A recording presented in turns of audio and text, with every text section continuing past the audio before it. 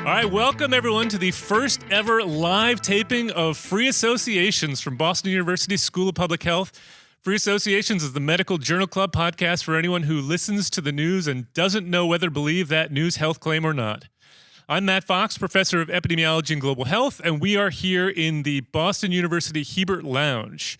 Before we get started, we want to take a second to remind you about Population Health Exchange, the Boston University School of Public Health's resource hub for lifelong learning. Find out more at www.populationhealthexchange.org, where you'll find this podcast as well as many other population health learning programs and tools. And we are officially now on iTunes and Apple Play and wherever the kids get their podcasts from these days. So go ahead and check us out and download us, though I assume you've already found us if you're listening to this now. Today in our first segment, which is our Journal Club segment, we are going to be taking a dive into a paper that reviews the evidence around whether a low-fat diet or low-carb diets are really good for your heart and ultimately your survival. In the second part of the podcast, which is our deep dive segment, we're going to talk about whether the reputation of a journal impacts whether or not we think a study is any good. And then in our third segment, which is our amazing and amusing segment, wacky science, despite what Don chooses to call it, it's the amazing amusing segment, we will talk about some things that just made our day a little bit easier. So let's get started. Let's move into our first segment where, we are taking on a new paper that you may have heard about that's getting covered widely in the press that reviews some of the data on whether or not fat or carbs are better or worse for you in your diet in terms of heart health. And so I want to get your audience participation moment here, which I know everyone is dreading, but I'm not going to bring anyone up on stage, so don't worry. Show of hands, how many of you have heard some kind of medical claim be made at some point in the popular press around whether fat is good for you or bad for you? Everybody. All right. Okay, 100% of the hands went up. How many of you have heard a claim around whether carbs are good for you? Same. Okay, everybody. All right. So then, now by show of hands, how many of you, I'm going to know which one you believe more. Is it fat that's bad for you, or is it carbs that are bad for you? Okay, so fat's worse first. So fat, how many think fat is worse for you? Oh, hardly anybody. Oh, wow. A smattering. I'm surprised. How many of you think carbs are worse for you? Oh, wow. Twice a smattering. How many of you just very hate literate being audience. asked to raise your hand at all? Raise your hands. Oh, that's there everybody. we go. The honest The people. one thing that people hate more than anything is being asked to participate. And by the way, I will remind you that we just fed you burritos, so that should factor into your calculations here. Fats and carbs mixed together. It depends on which one you chose, I suppose. Anyway, so the article was published in the highly reputable Lancet, and the title of the study was Association of Fats and Carbohydrate Intake with Cardiovascular Disease and Mortality in 18 Countries from 5 Continents, the PURE study, which somebody in the audience pointed out to me, PURE does not stand for anything that's in that title.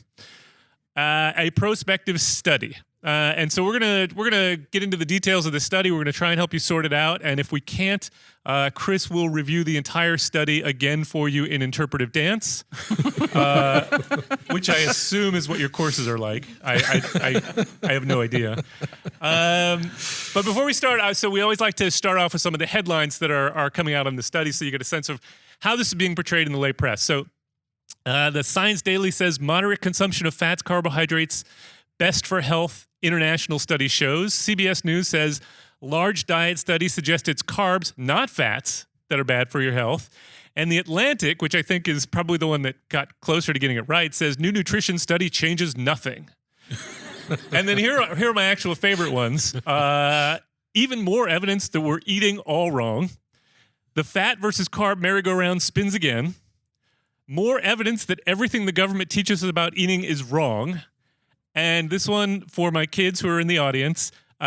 Big new study suggests fat not so bad. Vegetables, overrated. Which I have to say is not in the study anywhere. No, but it's in another study that was published in the same journal which said that vegetables, in fact, were good. Which got no press whatsoever. I know. All right. So to get us into it, Don, can you give us the overview of what happened in the study, what they did, why they did it? Sure. will you specifically address the issue of why, in the name of all that is good in this world, we needed another study on fats and carbs? I'm not gonna be able to answer that last one. All right. All right. So PURE actually stands for Prospective Urban Rural Epidemiology Study. And this is a study that has been going on for about 10 years and is out of Canada and is a humongous epidemiology. It's a cohort study. Humongous, a technical term. Humongous, absolutely enormous. And it involves 18 countries on 5 continents, and they have enrolled about 135,000 people who they've followed over time over the course of the last 10 years, and they are asking all sorts of questions about that relate to cardiovascular health, and they're interested in things like the built environment, nutrition and nutrition-associated food policy, psychosocial and socioeconomic factors. So they're really looking at the entire gamut of things that might contribute to cardiovascular health. Their justification for this study is that they, in fact, felt similarly that there were a lot of studies out there that were just very, very indistinct in terms of their findings. Squishy. And squishy, mushy. Mushy. And in addition to that, most of the data that has been generated generated in high-income countries. So most of it has been generated in the United States and in Europe and in Scandinavia. And their interest is in looking at some of these factors in populations that are vastly different than where most of the data has been generated, and that means looking at low and middle income countries. So what they wanted to do was to essentially determine what it was that people ate at one point in time, and then follow that population of people over time and count the number of events. And those events were cardiovascular events like myocardial infarction or stroke, and then correlate that back with what they determined their diet was at baseline. So they collected a tremendous amount of information, history, lifestyle behaviors, physical activity, dietary profile, blood for biochemistry, cardiograms, anthropometric measurements, the height, the weight, the girth of these people. Stuff. Yeah, and they follow them for, on average, 7.5 years. Now, when they enrolled these people at baseline, they did a food frequency questionnaire, which was validated for all of the different countries. And that's a really important concept because as everybody in this room knows, diets are widely divergent in different parts of the world. And what your main source of carbohydrate in the United States is, or Canada, may be quite different than what it is in Malaysia or in Turkey or in some of the other countries. So what they had to do is, in a very, very detailed way, question these people, what have they eaten, and then what was the size of the portion, and then translate that into all of the nutrients that were in their diet. How much fat, how much saturated fat, unsaturated fat, how much carbohydrate, how many total calories. How much protein as well. How much protein as well. And what they did was they did that questionnaire at baseline. And then they evaluated these people at 3 and 6 and 9 years after to count the number of events. They only questioned them about their diet at one point in time at baseline. And when they questioned them, they asked them, what have you eaten on average over the course of the last year? Which is a little bit squishy. So now I'm going to name everything I ate in the last year right now. Right. And the portion size and how often you ate it. So that immediately is a little bit questionable. So again, the outcome was total mortality, major cardiovascular events. And what they did is they then split the baseline population by what they consumed into quintiles, and then at the end they compared the lowest to the highest quintile in terms of everything that you could possibly think about, in terms of carbohydrates, in terms of saturated fats, in terms of total calories, and then they did these correlations to see which of those differences correlated with these particular outcomes. They also collected a lot of information on socioeconomic status, which is really important, as things like, was it an urban environment? What was the income of the family? All of these things that you would reasonably believe would be determinants for total food intake or quality of food intake. And in the analysis, they tried to account for all of those cofactors, which is a really important thing because there's a lot of those that might influence what it is that you would be consuming. And what did they find? So they had 144,000 participants, and 135,000 were included in the analysis, and the difference being those who didn't have complete follow-up. So pretty much the size of our audience. Yeah, more or less, plus minus. There were 5,796 deaths, and there were 4,000 had major cardiovascular events. So they had a lot of events, so they had a lot of power to be able to do some of these analyses. And in essence, what they found was that, to boil it down, is that those who had a diet that was high in carbohydrates had a substantially increased amount of total mortality. And they also had a elevated amount of cardiovascular events like stroke. And those that had very low levels of carbohydrate intake and consequently high levels of fat, saturated fat, polyunsaturated fat, had very good outcomes in terms of mortality. So this is something that really turned, I think, the entire world on its head in terms of thinking about the correlation between dietary intake and mortality. And I think there's a lot to unpack there. In it's not clear to me exactly how much of it contradicts what we knew before and how much of it actually kind of fits with what we knew before or how little we knew before. But to get us into it, let's Chris, I'm going to ask you to start us off and give us your take on this. Is it a good study? Is it a bad study? And specifically, I want you to, following up from the previous podcast that we did, address the question of whether or not I can now, in light of this study, eat an entire box of cookies while watching a Gilmore Girls marathon with my kids. Well, you can definitely do that. I can tell you that much. All right. I mean, I was almost thinking that we should have a spoiler alert, like in terms of, is a high carb diet better for you or a high fat diet for you? And the answer is yes. So definitely one of those is true. Yeah. Since one of them must be false at the same time. Yes. This is a fantastic study, but we have to remember this is. We may not agree. This is an observational study, and as we say every time we talk about observational studies, there are risks to observational studies in terms of inferring the direction of causality and dealing with biases and dealing with confounding. And so the fact that this is this puts the big in big data, right? This is about as big a study as you could get. It's really big. Doesn't negate the issues about causality and confounding and bias. All it means is that you can be wrong, but precisely wrong, I guess. More and more confident in the wrong answer. Exactly. So the sort of the errors of interpretation have not been removed by the sample size. That's Correct. The first thing to sort of focus on here. But with that said, I mean, it is a kind of an awesome amount of work that went into this. It's sort of like the Framingham Heart Study, but 10 times. I mean, Lordy, this was a lot of work to do this thing. And the analysis were elegant and interesting. But I still just, if someone came to me on the street and shook me and said, tell me the answer, I would say, I'm not sure. I don't really know the answer because I can't tell whether these things are really due to reverse causality or bias or confounding. I just don't know. What concerns you specifically?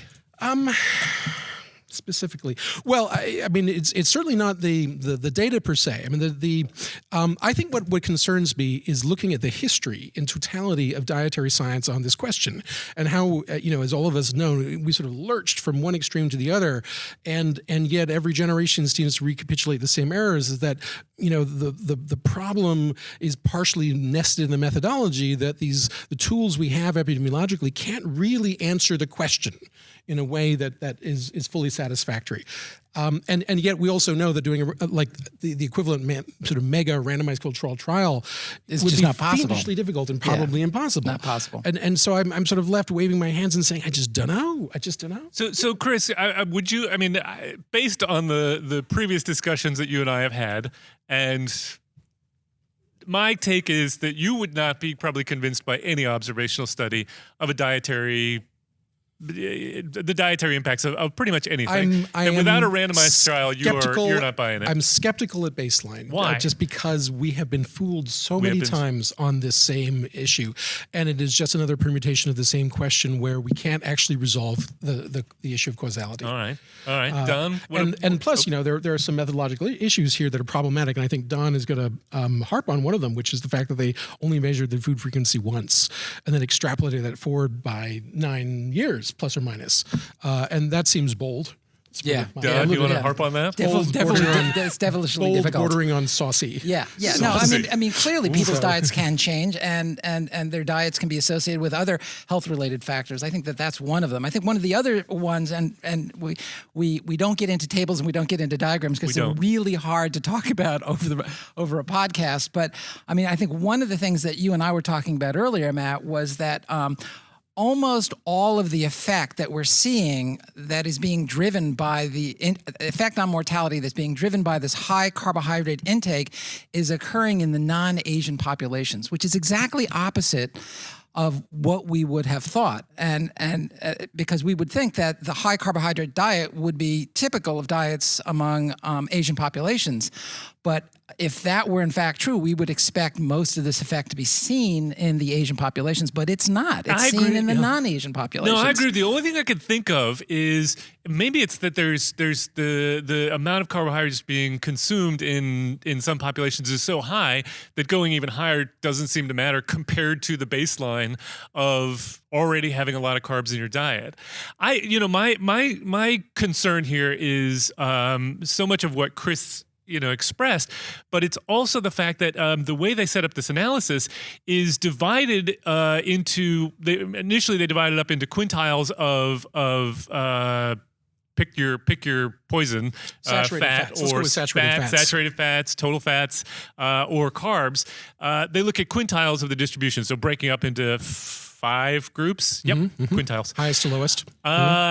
And then comparing those, which I have problems with in general because I don't know what quintiles means. But later on, they get into the actual, what percent. I know what It's when you divide the population into fifths. I know what that means. I mean, I don't know what it means to be in the lowest quintile unless you tell me what the value is in the lowest quintile. But my point is, when they compare these, they compare them all separately. So they look at being in the highest versus the lowest quintile for fat is. For some, being the highest somehow seems to be pretty good for you. Being in the highest quintile versus the lowest quintile for carbs seems to be bad for you. But these are not unlinked events. If you have more carbs, you're having less fat. And so necessary. I think part of what we're looking at is these are just two things that go hand in hand. Yeah, it's sort of the Stretch Armstrong squeezing the toothpaste. I don't know what you're talking about. Well, if you squeeze the toothpaste, it goes this way. The other way. It has to. Right, we're moving the bulge of nutrients on one side of the spectrum or the other. Okay, can we turn Chris's microphone off? I think the other problem I had was that you could really think of saturated fat as a proxy for non-poverty. Yeah, because that quintile that had a high level of saturated fat intake had the lowest mortality, but it could also be that they're just the wealthiest because they can afford saturated fats, which come in animal products, and meat and dairy. So, they adjusted for that, but I don't think that you could necessarily adjust for it completely. No, and I think there are a whole bunch of things going on analytically that we haven't quite dealt with in any previous podcast. So the way this is all set up is confusing. I mean, it's not easy to interpret, and it gets into another issue, which is they put all this energy into comparing the highest quintile versus the lowest quintile, which is interesting in that things seem to be worse if you're in the highest quintile for carbs compared to the lowest, but does that tell us anything really useful? Is anybody going to change from being in the highest to the lowest? People are going to change maybe from the highest to the second highest. Or, if we're really lucky, maybe we get them down 2. But no one's going to go from the highest to the lowest. And so I'm not sure we get the most useful information out of just comparing the extremes, other than to tell us maybe something's going on. But it doesn't correspond to what I want to know, which is what do we tell people to do from a public health perspective? Right. Because if you start thinking about this in terms of the absolute values associated with any 2 pairs of adjacent quintiles, the differences are quite small. Whereas, the lowest to the highest, you might have a 3% difference over the 7 years, but adjacent, it's like less than it's a percentage point at most. And often no difference whatsoever. So are we then to counsel people to radically shift their diet, which would be like a 15% shift in the composition of a diet? That's hard for people to do. And maybe depending on your socioeconomic means, it could be impossible to do. So it's preaching a recommendation that is sort of frustrating because of it's unattainable. And yet the net benefit might be nil as a consequence. So yeah, it's very frustrating. And Don, did you want to talk about the fact that they only had a baseline measure of the food frequency as a concern? Didn't I already talk about that? I don't know. Was I listening? We did mention that. We did. Why is it a concern? You just mentioned that it was a concern. I was hoping you would elaborate. Well, behaviors change. They looked at the outcomes. They looked at the mortality at 3, 6, and 9 years after they took the baseline food frequency. So, it's hard to imagine that their diets were completely the same over a relatively long period of time. Diets change. And absolutely. The question is, does it matter? I mean, yes, diets change, but do they change in a way that would make us think that these results don't mean anything? They probably wouldn't change from one quintile to another. Because on average, across the population, they're going to be similar. Yeah. The other real issue I have is trying to remember what the amount of food and the composition of food that you ate over the course of the last year. I mean, I can't remember what I had for dinner last night. Oh, it was a burrito. Yeah. Well, if I could walk this back, I mean, you can. We have been counseled that we should remove fat from diet, and now we're saying we're walking that back and say, okay, maybe not all fats are so bad. It should just saturated fats are good, so we should not do unsaturated fats. So unsaturated fats. Well, wait a minute. It turns out that there's two kinds. There's the trans unsaturated fats, and there's the cis unsaturated saturated fats, and one is made by evil companies like Nestle, not Nestle.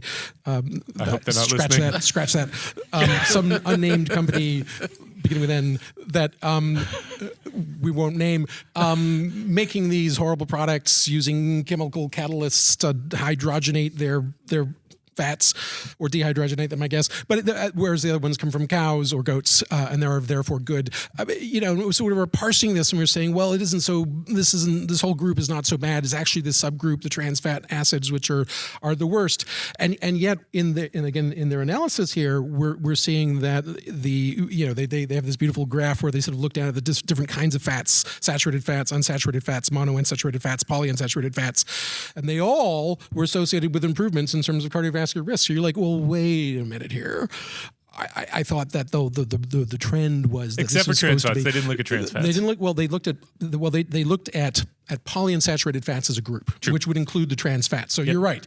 So maybe you could argue that the cis fats are balancing out the trans fats, and it's a wash, which would mean that the cis fats has to be that much better than the trans fats to completely balance it out, so that on average they look better. But the point is, it all looked better, and it shouldn't have all looked better because that's not the direction we're expecting it to go. So what is going on here exactly? You look upset. Vexing. So is this so to follow that up? So is this the confounding problem? Is this the problem that we've controlled for certain things that we think are important that might also explain cardiovascular events and death? Well, but I think there Don are these put his other finger things. on it. I think he really did when he was talking about could diet be a proxy for poverty? And they do talk about that in their discussion. They do. What'd they say? Well, they said they could be. There you have it, folks. They are brilliant. I was like, and they said we attempted to control for it, but maybe we didn't. That's what they said. Yep, that's what they said. We attempted to, and we might not have. The other issue that I have difficulty with is getting back to the other paper that appeared in this issue of The Lancet by the same people in the same population. Same people, same population, same time. Did not get any headlines. Right. Go ahead. It's fruit, vegetable, and legume intake and cardiovascular disease and deaths in 18 countries, a prospective cohort study, where they found exactly the opposite. They found that, in fact, if you ate fruit, if you ate legumes, if your consumption of carbohydrates were high, it was good you for had decreased mortality. Fruits and vegetables good for you, kids. How do you reconcile those? Well, Fruits and maybe they're vegetables good talking for you. about pasta and taro root and rice and Yeah, I mean, wheat products they did talk about kinds refined of carbohydrates and processed carbohydrates. 6 sugar rings as opposed to 5 sugar rings. Yeah, right. there's Okay, a little bit of and truth to that, sucrose. but- Okay, so it's totally different. So where do we come Even down? though biochemically your body converts fructose into sucrose, into glucose, it all goes into the same pathway in the end. So it doesn't really matter. All right. So clearly we've got some evidence of benefit and harm, but we also have concerns. Given those concerns, where do you come down? Can I eat the Twinkies or not? Oh, Don? definitely, you can eat the Twinkies. Why? No question about it. Twinkies They're really good. They're good. They're natural. Yeah, they are. Now, where do you come down on this one, Don? I think the jury's out. Jury's still out for you? I think it's intriguing. I think it's flawed, and I think it's job satisfaction for scientists. It's More research is needed. more research. More research is needed. Got it. Chris, how about you?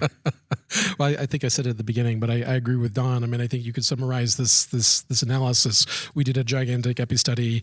We controlled for some variables. We found some associations. They could be not linked causally or biased or confounding, and we're not sure. More research is needed. Okay, so just take that whole piece, and we don't actually need Chris and the rest of the podcast because we could just repeat that for every journal article we do. That's pretty much the same story. Very frustrating, actually. Very frustrating. It is. I think you and I don't necessarily agree. So I would say I'm kind of mixed on this one. I definitely agree with you. The jury's still out, and I would like to see more evidence. I'm not convinced that the effects that we're observing aren't explained away by confounding by the fact that, as we say, risk factors like to party together. And so it's hard to tease out the effects of one risk factor from the other when you don't have really good longitudinal data over extended periods of time, which they don't have here. So I'm not convinced. I'm also not convinced they're asking the right questions.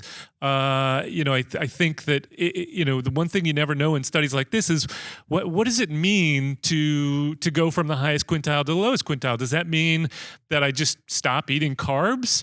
In which case I just eat less, which presumably is probably, well, depending on how much I eat, might be good for me, might be bad for me. Or do I replace it with something else like fats or protein to just start eating? I mean, should we all just eat protein only? There are Not a whole according bunch to of this different study. It was Okay. a wash. All right, so I'll cancel my plans for the Outback Steakhouse after this. Got it.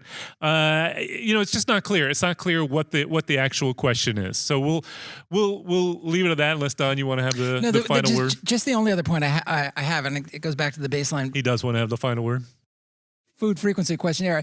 I think to parse out the nutrients to the extent that they did in terms of monounsaturated, polyunsaturated, and refined carbohydrates too much for you? is over precision. Because it's all based on the report that the individuals gave them at baseline about what they ate, and if they're off just a little bit, you can really throw those individual nutrients completely out of whack. So you're not they're saying- basing a whole lot of conclusions on some, I think, sketchy baseline data. So there's misclassification here, but Yeah. again, on average, it's going to kind of. Don't you think it's going to kind of hang? Roughly, approximately. No, I don't think so. Because we do see these dose because gradients there are so many differences in terms of the nutrient content of the various foodstuffs. If you make a small error or a small overestimation, you could way overestimate the amount of polyunsaturated fats that's in somebody's diet. So you're not specifically saying you don't believe that the different types of fats could plausibly have different effects. You're just saying you don't think they could reasonably expect to measure each of those individual categories very well. Right, and therefore enough. they can't base their conclusions on that. Fair enough. Yeah. All right. No, I mean, I think we're stuck here. And the other thing that they didn't really deal with is genetics. My gosh, I mean that's huge. I don't know if you let this one caught your eye, but Europe was represented by one country, which was North America was almost Canada. entirely represented by Canada. so all of Europe was Sweden. Yep. And all of North America was Canada. And 2/3 of the data is China and India. Right. So it's not clear exactly. And South Asia, right? Yep. Right. Yep. So it is heavily skewed actually to certain populations, certain genetic Other than groups. that, it was a great study. Other than that, all right. Let's And move on. They didn't Let's even talk about total calories, but I don't even want to go there because it's a mess. They It's did a mess. adjust for total calories, though. But anyway, let's move on. All right. So let's move on to our second segment now that we've sorted that out. Let's talk about journal impact factors, because this article came, or not impact factors, but the quality of a journal. This article came out in the highly reputable Lancet, and Lancet is one of these top tier journals like New England Journal or JAMA, and then even above that, there's the more general science journals like Nature and Science that are considered the kind of top journals in their field. And then sort of you have journals that are considered not quite up to that standard. And so people kind of put things in tiers. Lancet, so based on if you go by the impact factor, which is just one measure, Lancet, I looked it up, has an impact factor of 39.207, which strikes me as a very precise number. And that's essentially just a measure of it takes into account citations, but of sort of the quality. So the higher it is, the better the journal is. And so my question to you is, I think a lot of people, when they look at the journal rankings, think of these as implying quality about the studies that are published in them. And clearly, we have just looked at a Lancet study that we have lots of problems with. So, is it fair to equate quality with rankings like an impact factor, or are we making too much of publishing in the Lancet and the New England Journal? Chris, what's your take on that? Well, it's a complicated question, but I mean, obviously you're a complicated guy. The impact factors are telling us something, and I think there's a. It's telling you the competition to get your article published in this journal is that much more difficult, because there's people want to have a higher impact. You're working on a big project and you get a killer result and you really want everybody read it. You don't want to publish it in Joe's Journal of Medicine.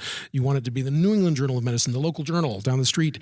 You want it to be seen worldwide, and so there's that competition of these journals can be that much more choosy on terms of harvesting the best papers. And I think the peer review process does also tend to be better. And so, oh boy, I not perfect, but I think on average it's better. Better at top tier journals. Do you have any evidence to back that claim up? JAMA, for example, often requests the data sets and will have their own statisticians review and reanalyze the data. So I think that's an important quality control measure. And the British Medical Journal has this open review process where you can see the reviewers and they can see you. And so it kind of de-snarkifies the process where people can't take cheap shots at each other because they know who they are. And I think that does that make the science better? I think on average it probably does. And are you saying are there no exceptions? Of course there are exceptions because we choose these exceptions for our course. When we're trying to show that the JAMA, New England Journal, and Lancet and BMJ are not infallible, we want to find juicy examples of where they were very fallible. So nothing is perfect, but I think on average there is a trend in that direction. Now, if you ask me how big is that trend, I don't know. And if you ask me, is that trend a linear trend? Is it like directly correlated with impact factor? I don't know, and I would doubt it. My guess, total guess, is that this is probably a lot like the U.S. World News and World Report's college rankings, that there are like a handful of colleges that always seem to be at the top and get the ratings, and maybe they deserve it and maybe they don't, but on average, Harvard is a very good school. But then there's this very large sort of collection of colleges and, by analogy, journals, which are also excellent in that slightly second tier. And they're all kind of trying to scratch each other's way up and down that impact factor scale. But on average, they're probably about the same. I mean, that's my guess, is that at a certain point, it matters not so much. And then it kind of peters out. I mean, I don't know. What do you think? I'm not convinced that the peer review quality at the top tier journals compared to, say, the next tier is necessarily any better or worse. I think that probably as it trails off into lower and lower impact journals, you may, just because people get overwhelmed with the number of papers that they've got to review. But to say that people reviewing for the Lancet necessarily know what they're doing and how to critique a study and figure out what's a good study from a bad study, compared to at the whatever the next tier down is for your particular field, I'm not sure I buy it. Well, maybe if we looked at it using quintiles. That is it. So impact factors are essentially, I think of impact factors as like Google, in the sense that Google decides what pages to show you based on how many people link to a particular page. Impact factor essentially is a way that looks at how many people cite the work that is in that study. And so it seems to me that is and we talked about at one point we talked about the Wakefield study, the study that looked at MMR and autism and has been debunked. And I didn't go and look it up. I was going to look it up how many citations that paper got, but I'm going to guess that it's a lot. It's a lot. I went to go look it up before we came here. I Googled it, but then a thing popped up to tell me the new iPhone came out, and I got totally distracted.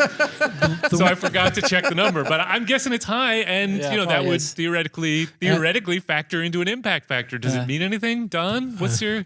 Yeah, no, I think that there is some validity to the impact factors. I mean, I think from my personal experience, I find that the reviewers for the New England Journal of Medicine and Lancet tend to be more numerous and more rigorous. I think it's rare for you to get comments back that contain a statistical reviewer, and I think that that's a really, really good trend when that happens. And I think that the top tier journals tend to do that, and they're the ones they've caught you and me on a couple of times. They've caught you. No, they caught us both. No. Yes, Matt. Yeah. I've never done anything wrong. So I think that there is I think there is a higher quality, and I think it's also our experience that if we think we have a good paper, we aim high, and we then get rejected, and we go down to the next tier, and we get rejected, and we go down to the next tier, and eventually it gets published someplace. Yeah. I mean, not us. Other people do that. Right, we get into the top one, all the time, first time, Yeah. but other people do that. I've heard. Yeah.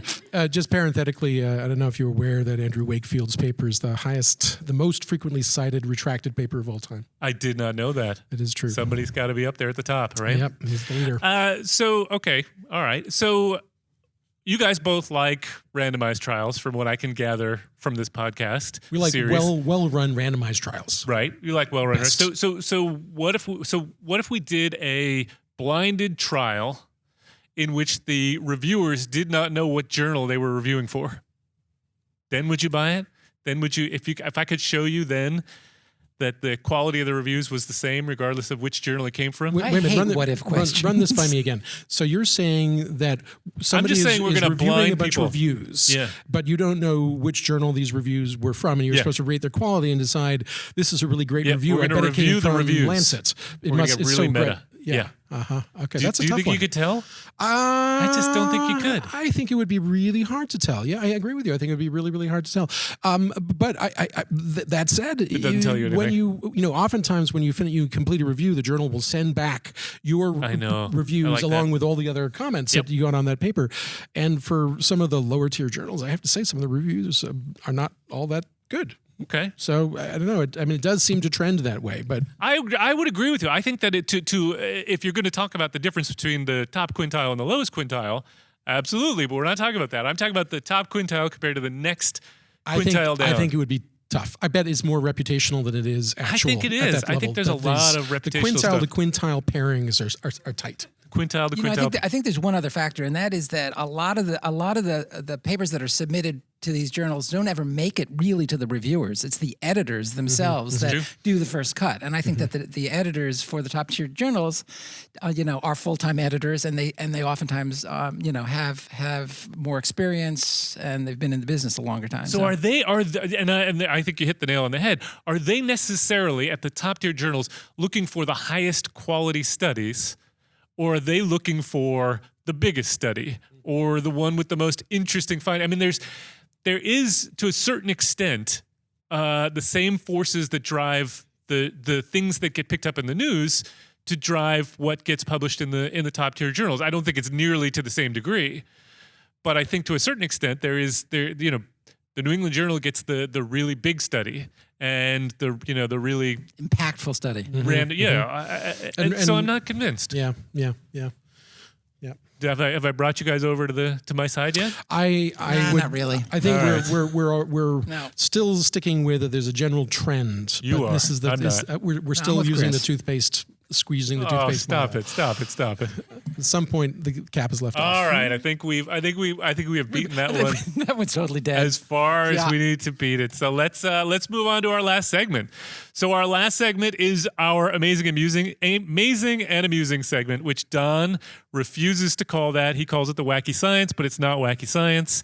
Where we want to highlight a few of the things that we just make us enjoy our jobs even more than we already do, or look at the weird and wacky if you're Don, or the things that just kind of inspire us if you're me, and if you're Chris, that I'm easily inspired. I'll just let you hear what Chris has. So I'm gonna shake it up a little this time. I'm gonna start with Chris. All right, very good.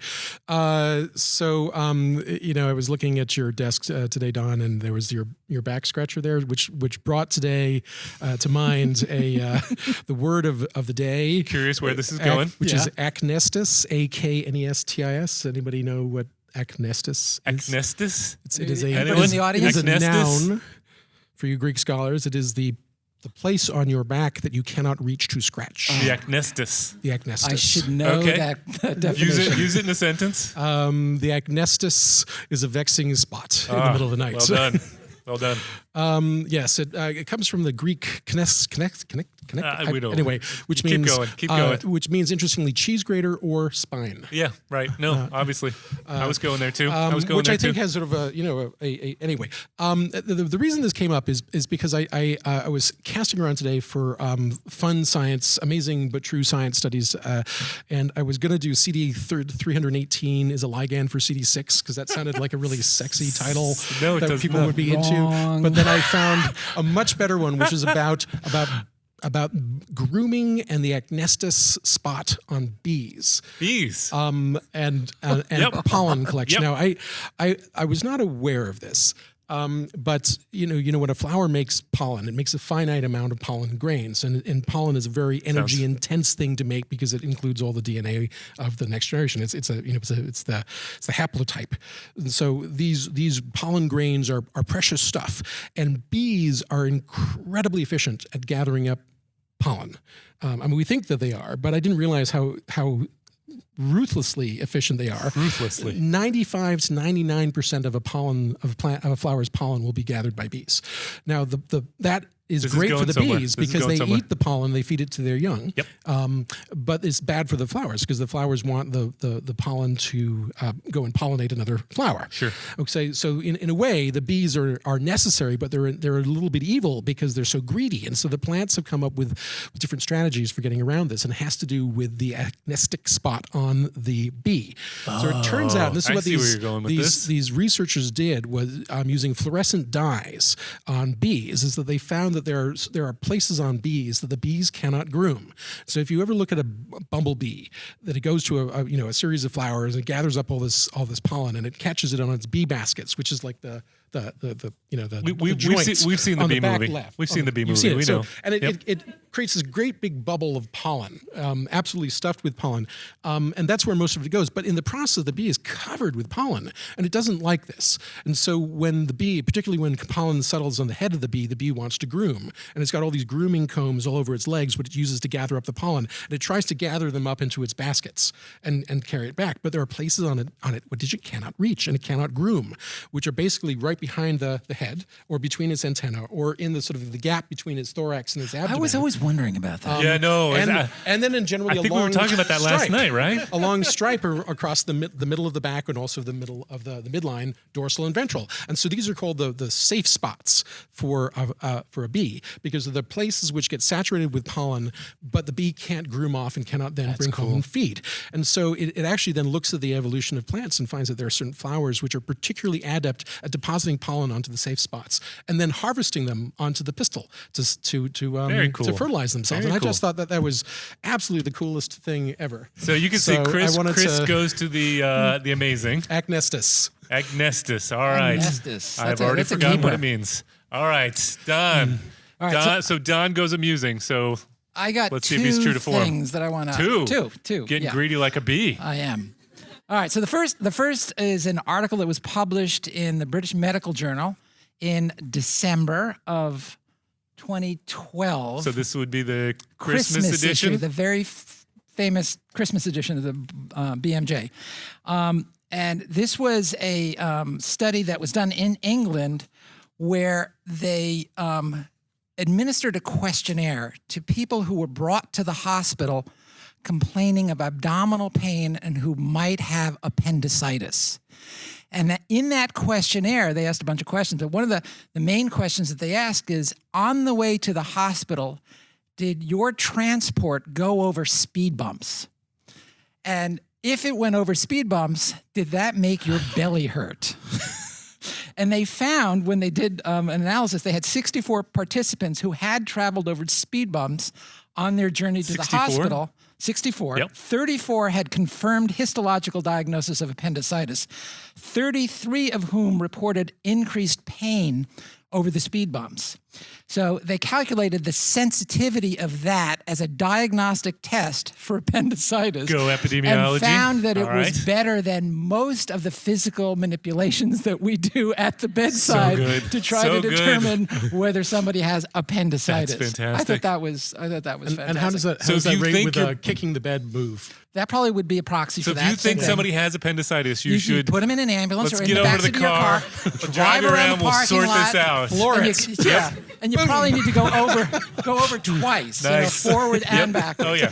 No, but seriously, it had 97% sensitivity, Get some air there. only 30% specificity. Yeah, so it so needs a some lot improvement. of false positives, Right. but we can live with that. They didn't determine the Who cares? size Who or the cares? speed. Who cares how many unnecessary Right. appendixes we take out? Right. That's a likelihood ratio of about 3. That's not bad. Appendixes, which Not is bad it? at all. Is it appendixes or Appendices. Appendices. No, that's in a book. A Book has appendices. A human has appendixes. Well, shoot. a You human might has be right. one, but You might anyway. be right. All right, All right, do so you have then another one? the other one is, and I've talked about this before, as you know, and I'm bringing this up because it's very relevant to tonight for this live audience, not the audience that's going to be hearing this on the podcast, and that is something that I don't know how many people know about, but it's really one of the most wonderful things about being in Boston, and there's a lot of wonderful things about being in Boston, Like like the Red being Sox. able to, like being in a town where your teams cheat. No. Or being able to hurts. use the word wicked as an adjective. Hey, wicked is an adjective. Yeah. Or I'm becoming, wicked insulted that you would say that. becoming an expert on Boston accents when you go to the movies with your friends. You Yep. can just say, Yep. oh, that's a terrible Boston accent. Yep. Anyway, it's called the Ig Nobel Awards. How many people have actually heard of them? Oh, Not that so many good. people. It is absolutely good. one of the most unique, wonderful things that Boston has to offer. Every year at Harvard, and they have a 2-hour show where they give this Ig Nobel Award to people who have published real papers that are just wacky. And they go through this whole thing, and they have real Nobel laureates up there on stage, and they give out these awards. And what I wanted to do was just read a few of them from last year. So Christopher Helmchem, Karina Palzer, and Silke Anders got the Medicine Ig Nobel Prize for discovering that if you have an itch on the left side of your body, you can relieve it by looking into a mirror and scratching the right side of your body. Which, by the way, was one of your. That was one of your. I know. Your amazing I music. referred to that in Yes. a prior podcast. Yes. The Which bio- I do not think is a joke study. I think this has so many It was a real implications. study. Yeah, it was really published. I think All this right, has so then- revolutionized the scratching. I got two more. Potential. Last year, the biology prize was awarded to Charles Foster for living in the wild as, at different times, a badger, an otter, a deer, a fox, and a bird. Yeah. And to Thomas Thwaites for creating prosthetic extensions of his limbs that allowed him to move in a manner of and spend time roaming hills in the company of goats. Yeah. No. So right. Makes so much sense. The third one, Your tax dollars at work, people. third one, no, that was actually from, I think that was from Sweden. Okay, somebody else's tax dollars at work. Fine. The literature prize went to Frederick Joberg for his 3-volume autobiographical work about the pleasures of collecting flies that are dead and flies that are not yet dead. Oh, sure. They'll So all- it's an they'll all be dead absolute someday. must attend every year this time of year. And if you don't make it, Ira Flato actually has a broadcast on Science Friday of the Friday after Thanksgiving. But you got to be there because there are so many visual jokes. It's just hysterical. All right. Cool Thanks, stuff, Don. Thanks for We're that. going to be there. We are. We're gonna be there. Chris and I are going. And they planned it for the night when I'm teaching, so I couldn't go. Thanks, guys. So I went in a different direction than I would normally go. I went with something that kind of really just impressed me this week. So a few people in the audience will know writing is not my strongest suit. I struggle a little bit. I do fine, but I'm always looking for examples of good writing because it's not necessarily what I'm best at. And I find that the hardest thing for me to write in a paper is the abstract. I find abstract so difficult to write. So the abstract of a scientific paper, generally is broken down into, you've got your background where you have to explain to people you have a total of 250 to 350 words for this whole thing. You have to convince people that this was something that was worth doing. Then you have to give them your methods enough so that they can figure out what you did. And then you have to give them your results. And then you have to draw some kind of pithy conclusion. All this in 250 to 300 words, and I just find it so difficult to get the right information in there and in a way that is just well said and that people can understand. So every time I'm trying to write a paper, I look for a good example that I can model things on. So I was doing some searching around and I came across an abstract that I just thought was so well written that I thought I would share it with you. So this is from the Journal of Physics A: Mathematical and Theoretical, which I think we can all agree is the best of the Journal of Physics series. The title of the paper is, "Can Apparent Superluminal Neutrino Speeds Be Explained as a Quantum Weak Measurement?" The abstract says, probably not.